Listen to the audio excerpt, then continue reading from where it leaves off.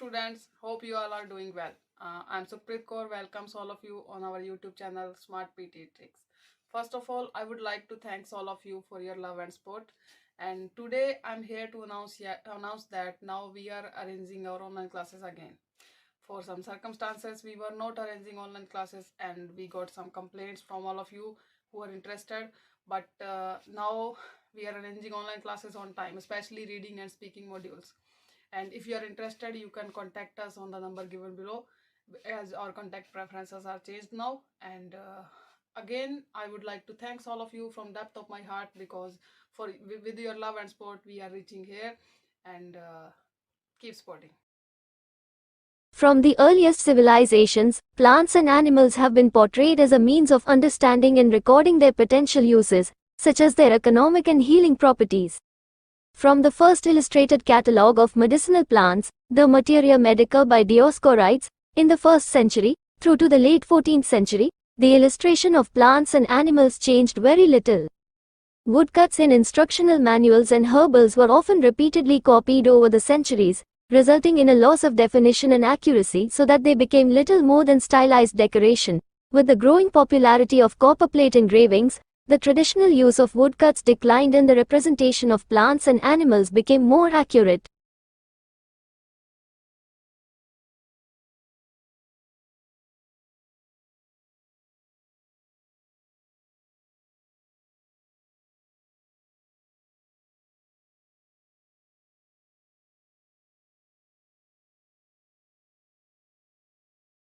The supply of a thing, in the phrase, supply and demand, is the amount that will be offered for sale at each of a series of prices. The demand is the amount that will be bought at each of a series of prices. The principle that value depends on supply and demand means that in the case of nearly every commodity, more will be bought if the price is lowered, less will be bought if the price is raised. Therefore, sellers, if they wish to induce buyers to take more of a commodity than they are already doing, must reduce its price. If they raise its price, they will sell less. If there is a general falling off in demand, due, say, to trade depression, sellers will either have to reduce prices or put less on the market. They will not be able to sell the same amount at the same price. Similarly with supply. At a certain price a certain amount will be offered for sale, at a higher price more will be offered, at a lower price less. If consumers want more, they must offer a higher price. If they want less, they will probably be able to force prices down. That is the first result of a change in demand or supply.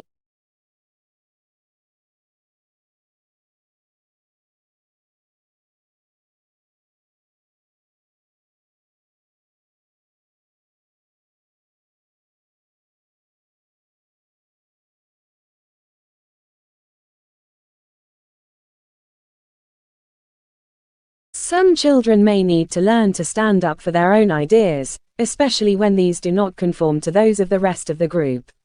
But children also need to learn discretion, so that they can judge when it is appropriate to be divergent and original, and when it is appropriate to conform.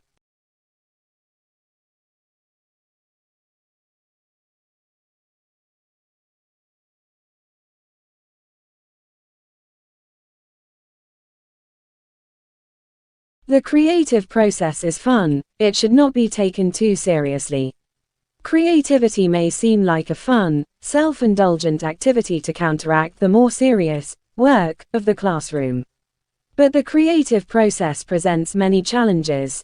It requires concentration, persistence and determination to succeed. It may in fact be a frustrating and difficult process. Creativity deserves to be taken seriously.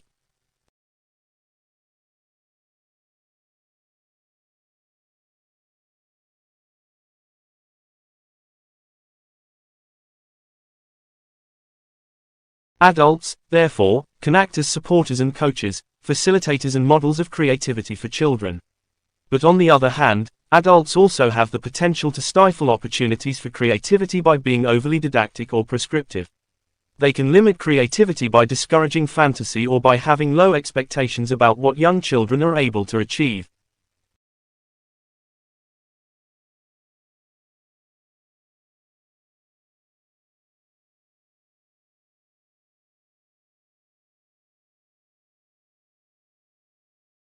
Children do benefit from free play and unstructured arts activities. But left entirely to their own devices, children's play and artwork can become routine and repetitive. Children need stimulation and creative problems to solve. Adults can help children to develop their creative skills through play.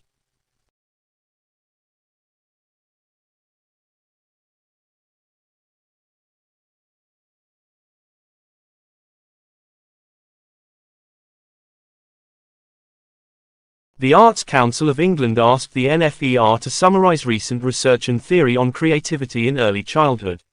The work entailed a selective review of research and theory published between 1988 and 2000 and resulted in a briefing paper on the subject. This article sets out to update the earlier paper and to identify some of the principles involved in helping young children to develop their creativity in early years settings.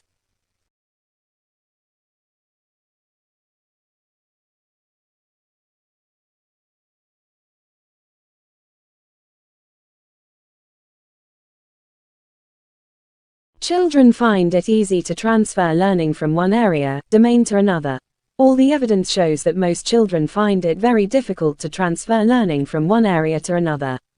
Knowledge and skills are so context-specific that children may simply fail to recognize that something they had already learned can be applied to a new situation.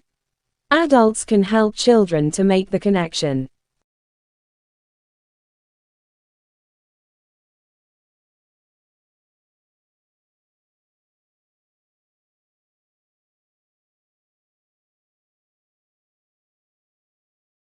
Creativity is limited to arts subjects. Although creativity is often associated with creative subjects, such as art and music, creativity is not subject-specific. Creativity is a way of approaching problem solving that can be exercised in different areas. On the other hand, creativity does not take place in a vacuum. The way in which children express creativity will be different in different curriculum areas.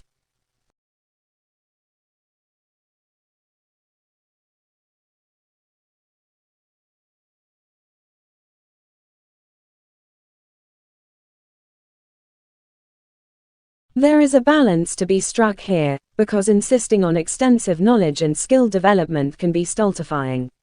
On the other hand, knowledge and skill are fundamental to creativity. Existing knowledge of the world is a starting point for young children's play.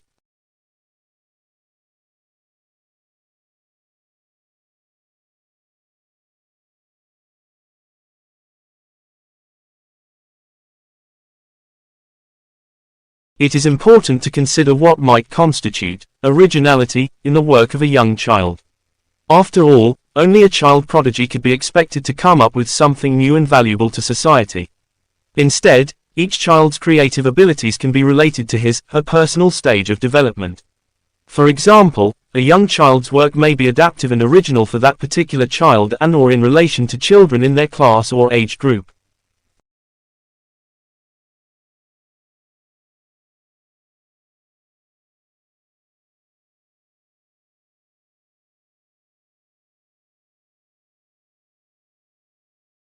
While there is a body of research into the impact of artists in school schemes, the role of artists in encouraging young children's creativity has not yet been well researched.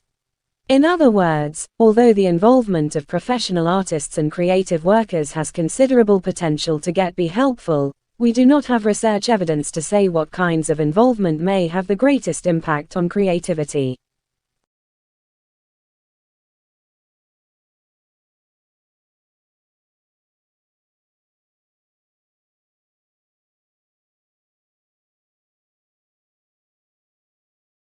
These definitions have been welcomed as giving recognition to the importance of creativity and the role of education in encouraging creative development.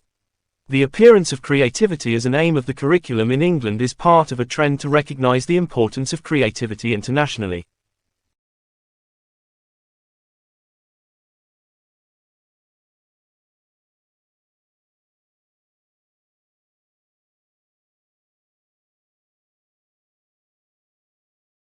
Cultivating a strong feeling of community within the learning environment. In addition, students encountering difficulties pertaining to language acquisition or cultural adjustment can access counseling and support services, which are widely accessible. These services aim to promote the well-being and academic achievement of these students.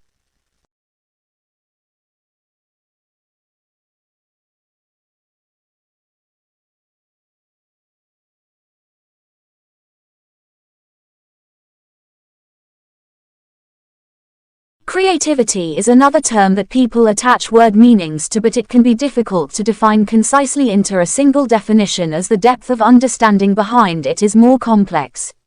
As thought-provokingly suggests, the lens in which creativity is viewed is always evolving depending on societal or cultural changes. Therefore, answering, "What is creativity?" may reflect what is valuable or relevant in that moment in time to the people or persons.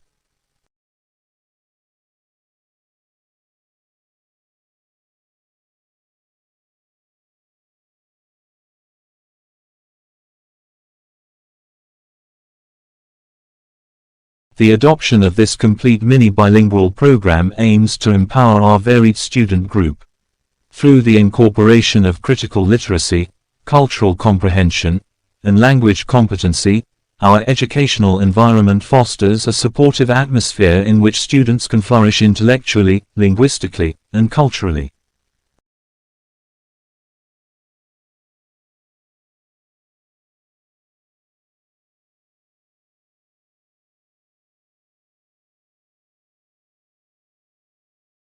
Teaching and learning has the opportunity to explore more deeply into a subject which enables children to be more inquisitive through questioning and personal inquiry from the theme. This is a new journey for the school and we are truly still at the start of it. Nevertheless, there is a sense of freedom to explore creativity within the classroom.